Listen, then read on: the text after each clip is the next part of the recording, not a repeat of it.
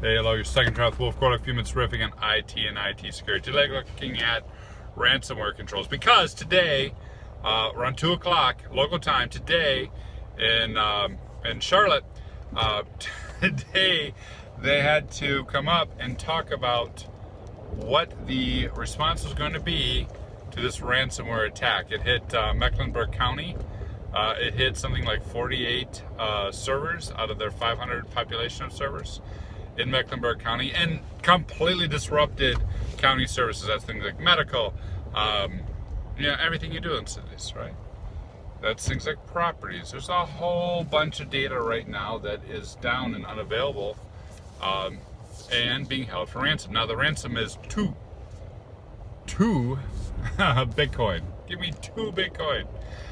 That's what they're holding out for. Now, it doesn't sound like much, but it was something like $23,000 when the ransomware was originally filed. Now, here's another interesting thing about ransomware right now. Bitcoin is so volatile that between the time that they said we're holding you for ransom for 2 Bitcoin, it was 23. Today, at the time of the press conference, it was 26. So the price of the ransom went up $3,000 just because of volatility in the market. Kind of crazy. So the tip for you is we really need better controls. And if you're using something like a NAS, right? Something like a hosted file share.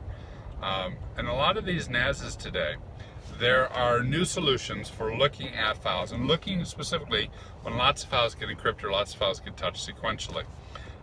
This is typically part of the component of the NAS and is used for advanced security controls, right? Traditionally this was for performance.